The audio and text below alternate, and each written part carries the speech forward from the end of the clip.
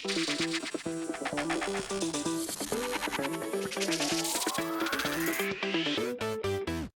final episode of Chicago Bears Hard Knocks dropped tonight, and I think it was the best one. What's going on, guys? I'm back with our Chicago Bears Hard Knocks reaction video, my final one of the year and probably ever, because I don't think the Bears are ever going to be on Hard Knocks ever again, because it was so hard to even be on here in the first place. George McCaskey hates all the attention. He hates all the cameras being in the building, which I don't understand why. It's a free way to promote your team, to promote your brand, and I think it was a great thing for the Bears to be on Hard Knocks this year. Like, we got a lot of positive momentum, a lot of positive coverage from this series, so it's a shame that George does not like it. But yeah, this is probably going to be the last time you'll ever see the Bears on Hard Knocks, and I'm just thankful that we got to see them on Hard Knocks at least this one time.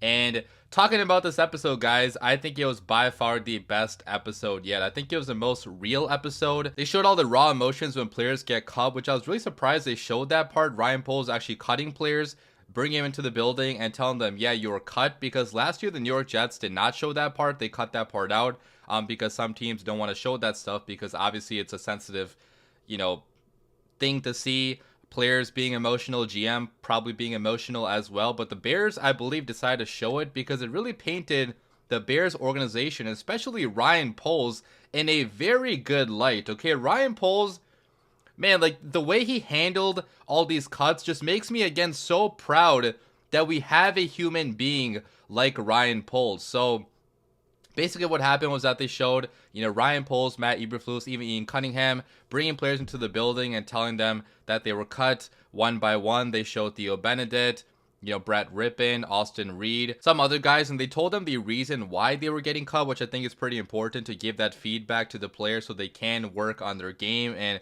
really know why they were getting let go, because the worst feeling is not even knowing why, you got let go, what you did wrong. So, at least giving the players that feedback, I think, was pretty cool of Ryan Poles and Matt Eberflus to do. And obviously the saddest moment of this was when Ryan Poles had to cut Adrian Colbert. He actually had to go out of the building, out of that room for a little bit to cry. It seemed like, right? Like, there was tears coming out of his eyes when he brought Adrian Colbert into the room, and he knew what he had to do to a player, to a human being, especially that he really admired and liked. I mean, Adrian Colbert is such a fun guy, such a good dude. Ryan Poles talked about his spirit and his energy, which is very, very infectious. And, when you get to know people like that, it's very, very tough to see them go and to actually tell them, like, yeah, you're cut. You're no longer going to be on the Chicago Bears. Your dream of playing football might be over. That's such a tough thing to have to do, and Ryan Poles knows what it feels like to be cut. They showed footage of Ryan Poles in training camp for the Chicago Bears before he got cut in 2008. So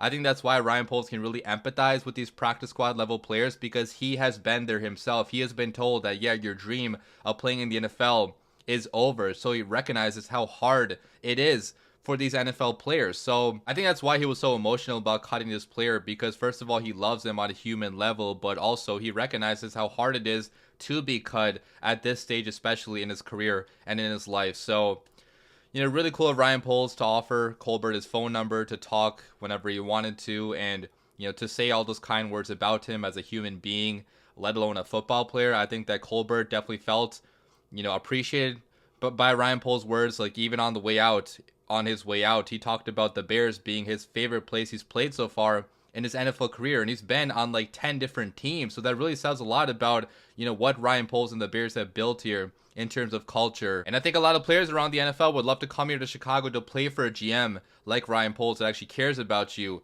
at the human level. So yeah, pretty sad episode with all those cuts happening, especially with Adrian Colbert being cut, one of my favorite players now, one of my favorite human beings. Just watching him on the series, I really hope that he finds a spot somewhere else in the NFL, because right now I don't think he's employed anywhere. So, we'll see what the future holds for Adrian Colbert, but best of luck to him. Now, today's video is brought to you by Tushy, because it's time to give up toilet paper. All toilet paper does is smear poop and bacteria all over you, and there's got to be a better way to clean yourself after using the bathroom. And There is. A Tushy bidet gives you a targeted stream of fresh water, leaving you 2 times cleaner than wiping ever could. It's time to retire the outdated routine of toilet paper and upgrade to something better and cleaner. Setup is super simple, super easy. Anybody can set this up on their toilet, and once you make the switch, you are never going to go back and your butt will never settle for anything less. Now, Tushy actually hooked me up with one of these, so I've been using it for the past couple weeks, and I gotta say, once you go to this, you definitely are not going to want to go back. It definitely does feel a lot better, a lot cleaner. Obviously, at first, it feels a lot different, but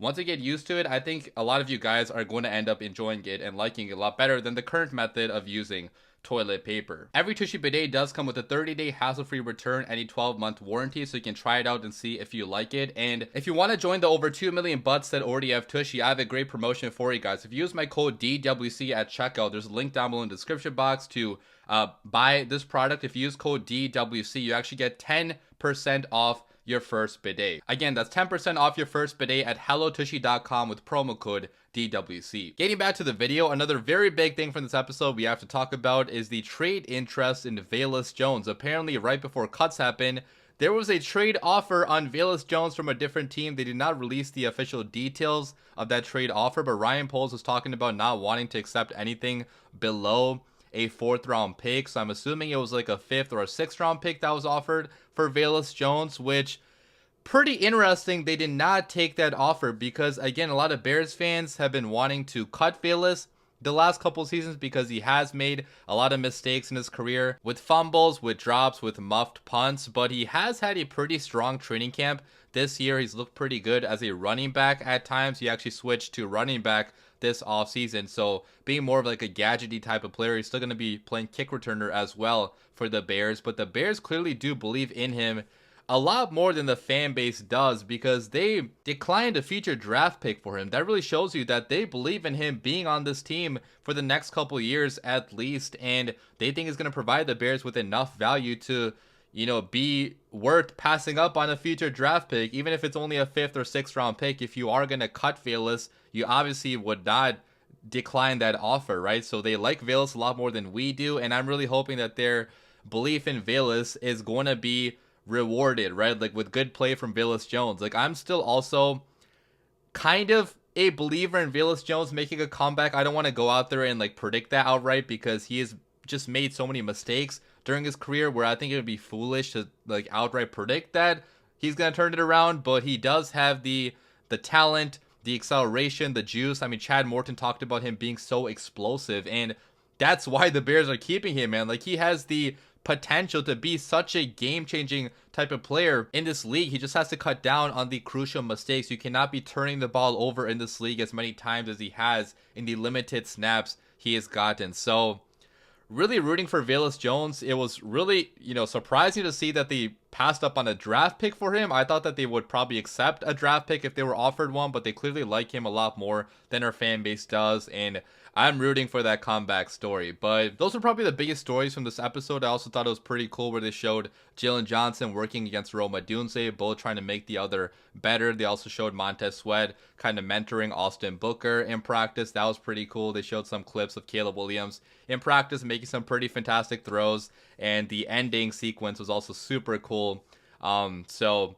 Yeah, overall, loved this episode a lot. Loved Hard Knocks in general a lot. Like, again, I'm so happy that the Bears were finally on this series. It really gave the Chicago Bears fan base a lot more content to talk about, to discuss about such a fun team right now. The energy on this team, the chemistry, the vibes are at an all-time high right now. I just hope and pray that the on-the-field play can match this energy and all this good, positive momentum. So leave your comments down below, guys. What do you guys think about Hard Knocks this season? I thought it was a pretty good Hard Knocks. I'd probably give it like a 8 out of 10. I really enjoyed all the clips, all the behind the scenes access. I know that some people did not enjoy it as much as others. They thought it was a little bit boring because they didn't show any fights or anything, any drama, but I'm okay with that, guys. Like, I don't really want to see the Bears being painted in a negative way like that to the entire national audience. I think it's pretty cool that we, mostly saw like the good parts about the Bears and like all the good stuff happening, because who wants to spend so much time discussing negative stuff, right? So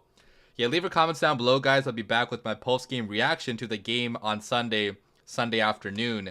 As always, bear down.